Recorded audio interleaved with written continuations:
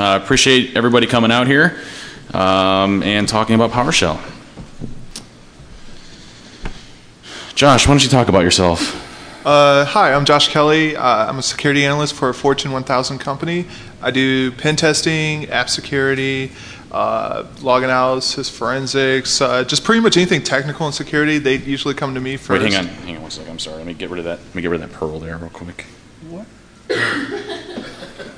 Oh yeah. I know Perl. He hates that, so I'm not allowed to code in Perl anymore.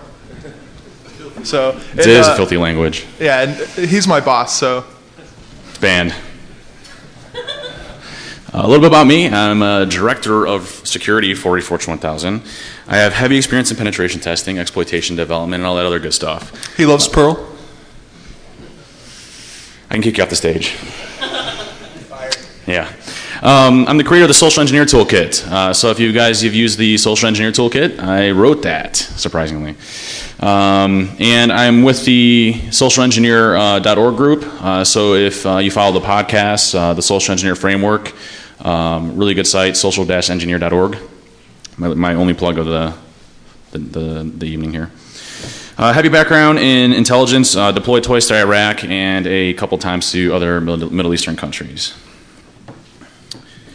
So why don't we do a little brief intro into PowerShell if you're not really familiar with it. PowerShell came out in 2006. It was called Monad when it was first released. And really, I mean, it's been integrated into every operating system out there. So Windows 7, Server 2008, any new operating system that comes out has PowerShell installed by default. In Server 2008, you can uninstall it. In Windows 7, it's actually embedded, so there's no removing it. It's integrated into Exchange, Active Directory, and pretty much any other new component that comes out of Microsoft's baselines for the programs. And what's nice about it, it actually has full integration into the .NET framework. So from the PowerShell command line interface, you can actually call the .NET framework and pretty much program whatever you want to. So if you haven't seen it, that's what a PowerShell shell looks like. Fun. So PowerShell for security professionals, I mean, I'll be the first one to admit the usefulness and power of PowerShell. You know, from an IT perspective, it's been pretty well adopted. People are using it on a regular basis to perform administrative tasks, automate certain things, as well as, you know, provide a lot of, you know, tasks that they normally couldn't perform through it. Very similar to, you know, the Unix type platforms, and it's pretty solid from that perspective. For us as security professionals, it's also very good.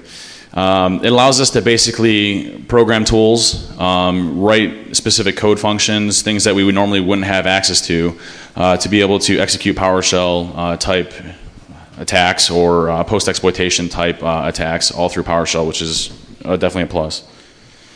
So why don't you talk about the execution restriction policies? Yeah, so they have this kind of security feature called the execution.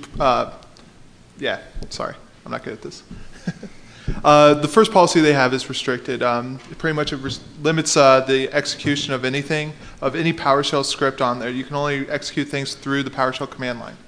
The next one's all signed, requires all scripts to be signed before they can be executed. Third one is remote sign, and that means anything that you download off the internet has to be signed. And then the final one is unrestricted, which allows you to execute any PowerShell script that you want on the system. So PowerShell by default comes with restricted. So, you know, when you install an operating system, PowerShell will have it in restricted mode. So the first thing we're going to go and talk about today is the release of Metasploit Module 1. We'll be definitely talking with HC and getting these committed to the repositories. But traditionally, when you're doing a post-exploitation scenario, in this scenario we're actually going to be using MS SQL. In Windows Server 2003 and below, the way that we generally deliver payloads through something that we don't have code execution over, i.e. triggering like a buffer overflow or having direct access to memory, what you need to do is you need to figure out a way of getting your payload onto that system, right? And so traditional methods have been VBScript, TFTP, FTP, and the notorious debug method. And the debug method, what it does is it takes a binary and it converts it to hexadecimal, and then it puts it on the system itself, and then it calls Windows Debug in order to convert it back to a binary for us. So after our talk, I think at DEF CON 16, they removed debug, and so now in Server 2008 and Windows 7 64-bit platforms, debug is no longer in there. So basically, we lost our method of the debug conversion in newer operating systems. One thing to mention about PowerShell is no one's looking at this right now. The AV companies, HIPS providers, everything, it pretty much gets past clear. We tested about 20 different vendors out there, and all of them are not checking this type of stuff. So it's actually kind of nice. So let's do a quick demo here.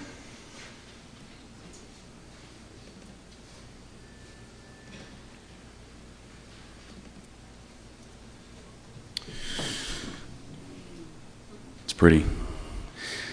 So what we're going to do here is we're actually going to go from very beginning to end. So we're going to enumerate the system and port scan it, looking for open ports.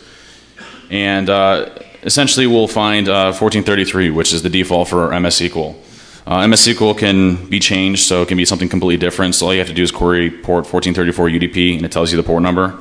But in this instance, it's default 1433. Can you make the font a little bit larger? Can I make the font a little bit larger? Let me see here. Dude, totally messed me up here. It doesn't, the increase size is blocked out here. Let me see if I can. That's what you get for using Mac. Hey, let's not go the Mac route here. Yeah, let's not go the Mac route. It's a video, so that's what it's I can't up it, unfortunately. I'll tell you what's going on as we're going through. Zoom in. Can you zoom in? No, it doesn't say increase. It's the Mac. So we load MSF console, and we search for the MS SQL login auxiliary module. And this module is the scanner. This module basically will go through and scan for SQL servers and then try to brute force the SA account, which is installed by default if you're using integrated or basic authentication, SQL authentication. And we're going to brute force it, and we find a password of blank, which, by the way, I guarantee 100% you'll find that all over. So we're going to load the new Windows MS SQL module, and there's different flags you can set within Metasploit. And when we wrote this payload, we just added another flag to it, and then added the code behind in the core libraries of Metasploit. So we're just setting up our host. We're going to do a reverse interpreter, and we're going to set the use PowerShell to true. Now we're going to exploit it, and what's going to do is going to take a Metasploit module, convert it to hex, put it onto the underlying operating system, call PowerShell, and PowerShell basically is going to take that executable, or that hexadecimal representation, reconvert it back to a binary force, and then execute. And if you see here, we got an interpreter shell. So, no claps? I mean, yeah. Oh yeah, sorry, pop a box. I apologize. So this is just a small example of conversion. Conversely, we could have used base64 encoding. So just echoed it onto the system via base64 and then had it reconvert it back to a binary force through base64 as well. Either way works fine. So the execution restriction policies, one thing we want to mention is Microsoft isn't touting this as a security feature. So it's not something that they rely on securing the PowerShell environment. Specifically because it really doesn't provide much security around the environment itself. So even if you have the execution restriction policy set to all sign and requires a certificate in order to use it, there's ways around it. So it just so you understand that most users believe, or traditionally are led to believe, just from the PowerShell environment, that it potentially could help you from being exploited. However, when you're talking about a post-exploitation scenario, it's definitely out the window. So just to prove a concept, and special thanks to Kathy Peters back there. Kathy, you want to raise your hand? Kathy? Raise your hand again, then I saw you. Okay. We wrote a tool called create command. And what it does is the contents of the file are concatenated, there we go, compressed and converted to a base64 single string. The bootstrap code is then created, and it calls encoded command arguments to execute it. So basically what it means is we can take a PowerShell-based script that would typically be restricted and then load a PowerShell environment that has all of our stuff loaded into it, and all we have to do is call those functions. So then it'll actually execute on the operating system itself. So what does this mean? With the most restrictive policy set on PowerShell, we can still execute whatever we want. Again, this isn't supposed to be used as a security method. No need to disable execution restriction policies, no need to edit the registry, no need to set flags, no need to reboot, nothing like that. So we'll do a quick demo of create command.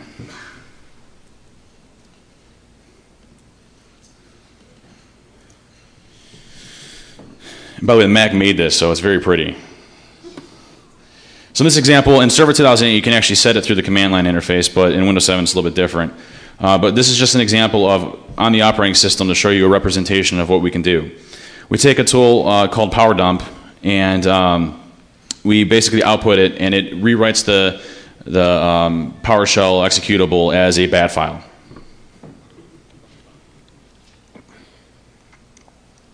So now you see our execution restriction policy is set to restricted. It could be all signed, it doesn't matter. And then we're going to run a service that starts a system so that we can dump the hash values out of the operating system all through PowerShell.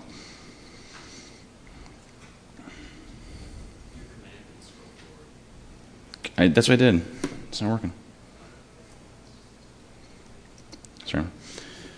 So we load the PowerShell environment here, and if you can see, I guess, you're loaded into a PowerShell and it says load complete. From here, all you have to do is type dump hashes, and it dumps the SAM database and the hash values for us. And the dump hashes, you'll see in a second, was purely coded in PowerShell completely. So the hash extraction works in Server 2008, Windows 7, 64-bit, x86. It doesn't necessarily matter as long as PowerShell is enabled on it. Again, special thanks to Kathy for that.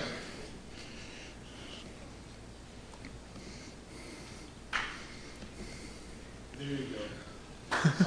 Oh, there we go. I got a clap. Sweet. That's awesome. So since we have full access to the PowerShell and .NET libraries, we can pretty much do anything we want, which is really great. Releasing today, so after this talk, we'll put on our website, secmaniac.com, we'll put all the proof of concept code. So we'll have a reverse shell, purely coded in PowerShell, a bind shell, purely coded in PowerShell, as well as a create command, and we're about to see next.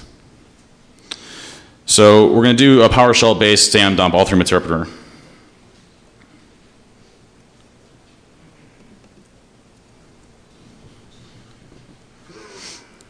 So from the command line interface, all you have to do is type run PowerDump.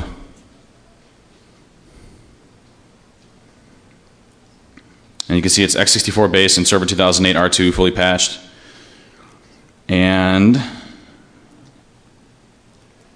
we get the hash values out of the system through Meterpreter, all through PowerShell.